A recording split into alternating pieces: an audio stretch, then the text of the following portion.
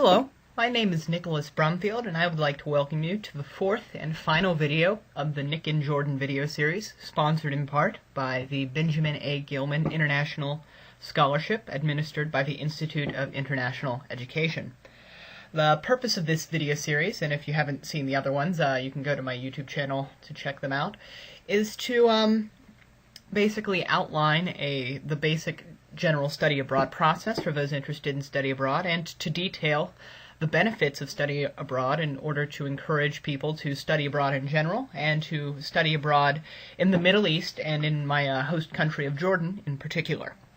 So this is the fourth and final video. It's kind of apart from the other three videos, which are each arguments as to why you should study abroad in general. This is more of a video to detail how you need to go about studying abroad. Study abroad is a highly variable process that depends on your individual circumstances, ranging anything from your socioeconomic status to your academic and personal interests and your university's support infrastructure for study abroad, and even your race, depending on what country you go to. So it's a very complex and specific process, so I'm really not going to be able to get too much in-depth into a specific program, but I'm going to try to outline the general trends and use my own kind of experience to try to give you a rough roadmap for your own study abroad adventure.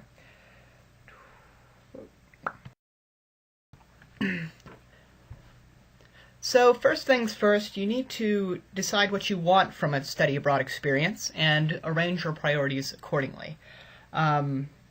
What kind of country or region are you interested in studying? As someone who has been specializing in Middle Eastern studies since my freshman year and whose major requires me to study abroad, it was always kind of a given that I was going to be studying abroad in a Middle Eastern and Arabic-speaking country. But I put a lot of effort into deciding which country would be best for me.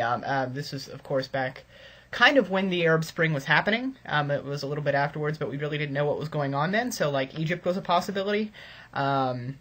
We weren't sure if things were going to be over by the time that I was studying abroad. So I looked at that, and if it was stable enough, we were looking at Lebanon. We were looking at Oman and the UAE, the kind of Gulf countries which are still stable. And ultimately, we kind of came to the conclusion that Jordan was the best pick for me. Just you have to balance everything out, like what's safe, what programs are open, what is affordable, and kind of what caters to your academic and professional needs as well. You also need to do you want to have a language intensive experience, and do you want to study a language? I would totally recommend studying a language. It makes you more competitive for cool scholarships that I'm going to talk about a little bit later, and I mean the Gilman. It also adds a lot to your resume. So do you want to study a language like Arabic, which is also really competitive nationally for scholarships and stuff like that? So and if so, how deeply do you want to be immersed in the language? Do you feel comfortable in a country that is completely non-English speaking, and that really you're kind of going to be left on not on your own, but you're going to be left without really a kind of safety net of people who know how to speak English? Jordan was fortunately a country that while most Jordanians don't know how to speak English, I was living in some of the more rich parts of Jordan where a lot of people knew how to speak English, and I did live with a host family that knew English fairly well. So really determining like kind of what level of immersion you're comfortable with. Do you want a host family? Here's a picture of me and my host mother on the day before I left Jordan. Are you more comfortable living by yourself in an apartment with other Americans, or are you comfortable living with a host family? What kind of host family are you comfortable living with? When we went to Jordan, there was the choice of we could live with a secular family or we can live with a more religious family. And if so, do you want to live with a Muslim or a Christian family?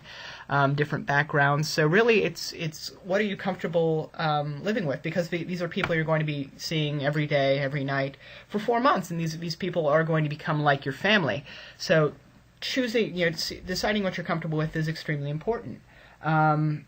Money, it's the big picture here. It was a very important consideration for me because I did not have the academic, the socioeconomic resources to study abroad without extensive scholarship help. So how do you intend to pay for it? Does your financial aid from your university transfer to the program that you're looking at? Are you looking at scholarships? Can you pay for it out of pocket? Some or mostly. So that's an important consideration, and you need to tailor, like, do you want a 2-month program over the summer, which is cheaper? Do you want a 4-month program, or do you want an academic year program, which is the most expensive? So really figuring that out is important. Also, whilst I would totally recommend studying abroad just for the sake of studying abroad, it's a great experience. For a lot of people, including myself, you need to be doing other things while studying abroad. You need to be fulfilling academic requirements for your university. You need to be learning a language that will make you competitive in the professional workplace. So you need to also think big picture and decide, what is this study abroad going to do for me, and how can I convince other people that that are willing to pay for people who are going to study abroad, how it's going to benefit them in the long run, and how it's going to benefit American society in the long run. So keep that in mind. After you figure out what you want, really you need to gather a lot of information and apply. Go to your study abroad office if your school has one. Ohio University, fortunately, has in my opinion, one of the best study abroad infrastructures in the country. They were extremely supportive every step of the way and provided me with a lot of cool resources, like informing me a lot about the Benjamin A. Gilman Scholarship, helping me fill that out, along with just kind of answering my general study abroad questions. They have several orientations and days of information about study abroad. We have several study abroad fairs. So yeah, no, like, if you have those resources available to you, utilize them. A lot of schools don't necessarily have them. I have a friend who goes to school down in North Carolina who really doesn't have that big of an infrastructure for study abroad. I don't even believe her financial aid necessarily transfers.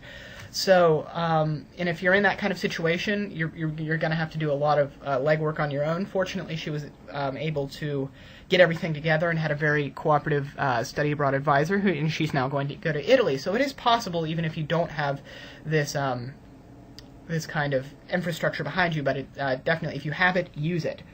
You need to find out which programs your financial aid will transfer to, and if your financial aid programs will transfer to. Fortunately, Ohio University, in Ohio University's case, financial aid will transfer to programs that are run directly by the school and by what affiliates to the school, which is there's Ohio University is actually in a consortium with a lot of other schools in Ohio that also run programs. So if you're in a state or if you're in Ohio, there is that program. So definitely look up the Ohio Study Abroad Consortium. But if you're in a state that has that program, check it out.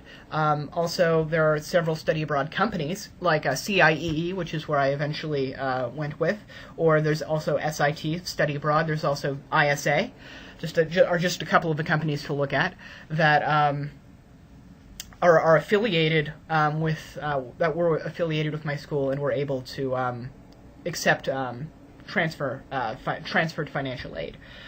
Just let me see here. Yeah, find out if your credits transfer, and specifically what those credits transfer as. Do they transfer as general education credits? Do they transfer simply as hours? Do they transfer for specific classes?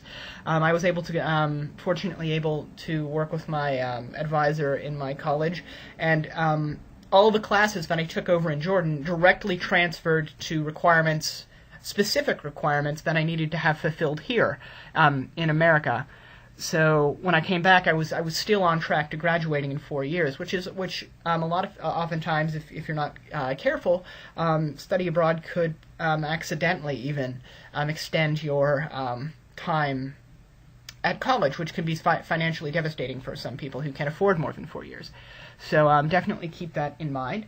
Go to study abroad fairs. There are several study abroad fairs at OU, and I mean there are other study abroad fairs at other colleges that I'm aware of. Go and talk to people. You'll often find, even if you have a particular program in mind, that there are other programs that you didn't necessarily know about and would be interested in, and you can use that to compare prices and see what would be the best fit for you. Talk to people who have studied abroad in your desired country or region. I had fortunately had two seniors who studied abroad in Jordan before I did at my university, and they were a great help. They were able to basically give me a rough picture of what living in Jordan would be like, and give me tips and advice that did prove handy in the long run. So yes, also perhaps most importantly, apply for scholarships. The Benjamin A. Gilman, which is the one that you can get up to $8,000 if you're studying abroad in an Arabic-speaking country. I totally recommend it. The CLS has its own program, but if you're interested, again, if affordability is a problem, that is a great opportunity for you. If I mentioned it in a previous video, but basically it's an all expenses paid summer study abroad to intensively study a critical language.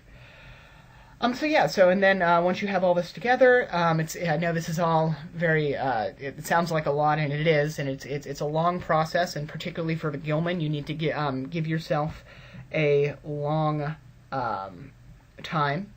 You have about a month and a half to fill out that scholarship. It's several essays. Have someone look over your essays from your study abroad office, if possible, or a trusted academic advisor. Apply for my home university offered several additional study abroad grants that provided me with roughly $3,500 in additional funding that I wouldn't have had otherwise. So definitely look around, because there is a lot of money to study abroad that a lot of people don't know about. So definitely keep that in mind. So then in the end, apply for your program. Oftentimes this requires a nomination from your host school, and so you'll probably have to talk with a couple advisors to get that nomination. You need you transfer all your academic information, transcripts, and often you have to write a personal statement, which you need to put some thought into. So it's a long process, but once done, it's pretty rewarding. So then, once you're accepted, you got even more work ahead of you. Actually, that's probably getting accepted and applying for all those scholarships is probably one of the easier parts of studying abroad. You definitely need to arrange all your travel details and communicate those to your programs so that they can pick you up at the airport or whatever. You need to get up, and oftentimes you'll need to be not careful, but aware of when your scholarship money is coming in and how you can use it, because, like, for example, when you get the Gilman, you have to use an American carrier if you want to use Gilman money to buy your plane ticket. So and oftentimes the Gilman will come in at a weird time for you may need to buy your plane ticket beforehand. So you definitely need to, and that's in the case of Jordan, an $1,100 plane ticket that I kind of had to shuffle some money around from when I was working and from my other scholarships to be able to pay for that. So you definitely need to be wary of that. You also need to get hold of a passport. It's about $130, $140 these days, if I remember correctly. It's valid for 5 years if you're under 18 and 10 years if you're over 18, if I'm correct. So, it's a pretty good investment. And that takes I can take anywhere from, I think, 4 to 8 weeks. So definitely you need to a lot of the things that I'm explaining, you need to allot a significant amount of time beforehand and plan ahead and work ahead so that you don't get caught without some necessary paperwork. You need to submit oftentimes your program you'll need request a lot of information. You'll need to do physicals. You'll need to take pre-tests if you're wanting to do a language. Oftentimes, at least in my case, CIEE administered a pre-test and a post-test to see how well you improved. And oftentimes you do improve quite a bit, actually, at least in my case. You need to read up on your host country's background. And even if you think you're familiar with the native language, I thought I was all right at Arabic, you definitely need to look up some useful survival phrases. Oftentimes, at least in CIEE's case, you will they'll kind of provide you with an orientation to teach you these phrases. But it's definitely useful to have like a phrase book on hand, particularly if you're you're speaking in a colloquial dialect like Jordanian Arabic, which is much different from modern standard Arabic. And see if anyone else at your university is going. I was fortunate enough to one of my good friends was able to was also going to Jordan with me at the same time, and neither of us had traveled internationally before. So having that other person there was a really cool kind of security or safety blanket. And if something went wrong, we had each other, and we were able to get to Jordan and back safely. And it would have been a different experience had I not had her there. So definitely see if you can go with somebody else if possible. And also, you'll often need to do an orientation or two in order to get adjusted to study abroad in general. And finally, when you arrive, obviously we're all going to different countries here, and it's specifics aren't necessarily applicable here, but a couple things to remember while studying abroad. Culture shock is normal. If you're staying in a country, if you're staying for about a month, you probably won't experience culture shock too badly, but once the honeymoon phase, as they call it, is over, and you're in a country for 3 or 4 months, there will be a period where you are depressed, and you feel kind of isolated, and you want to go home, and you're very homesick. You need to recognize that this is entirely normal, and that if you need to read up on culture shock and kind of prepare yourself for that, and realize that it will pass, and you'll be able to, in most cases, you'll be able to adjust, and your experience will be better for it. You need to keep a journal.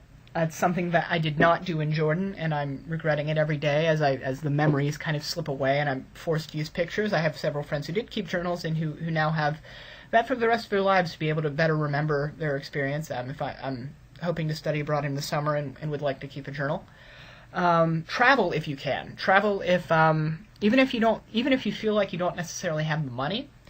Try to find the money, work an extra job, or tighten your expenses in everyday life so you can save up a little bit of money so that you can travel. For me, going to Israel, Palestine, and Jerusalem, and to Egypt were some of the most rewarding experiences of my study abroad experience, and being on my own in a foreign country as opposed to in the structure of the study abroad infrastructure was it was a growing experience, and that's something that those are some of the times that I remember best, and some of the times that I look most fondly back on. So definitely travel if you can. Don't buy your souvenirs right off the bat. If you're there for a long period of time, you'll get a feel for who is selling to the tourists and who is selling to the locals, and oftentimes the local prices are much cheaper, and you'll be able to kind of discern more quality products over less quality products. Don't buy your souvenirs at the airport, I guess is what I'm trying to say. Have a host family. That is one of the most rewarding experiences in my study abroad. I still consider my Jordanian mother kind of like a mother, and that family that I was with, as a family, we still communicate over Facebook and such. So, and it's a great way to be involved in the culture and kind of the everyday life of living in a country, and it's one of the best ways to break down these kind of stereotypes that we have of people in other countries by living with them and realizing, they're basically just like us. Not basically, they are just like us. And that's a great opportunity. So if you have it, oftentimes it's actually cheaper than living on your own. So, it's oftentimes you get meals made for you, traditional meals, and great conversation partners. So, it's definitely something, if you have the opportunity to do it. And then finally, stay out of your comfort zone. I know it's easier said than done. There were several periods in Jordan where I just kind of wanted to lock my door and just kind of sit on my computer. But if you can, stay out of your comfort zone. It's not where the magic happens. And so thank you very much, everyone, for listening to or watching these videos here. I really hope they're helpful. Again, if you have any questions for me, please leave it in the comments or message me directly. I'll try my best to help you out in your specific situation. I want to just take this time to thank the Benjamin A. Gilman International Scholarship for it, allowing me permitting me to study abroad. Without it, I would not have been able to. It was a life-changing experience, and it's one that I look forward to possibly doing again. So yeah, so good luck everybody on your study abroad adventures, everybody, and yeah, you all have a good day.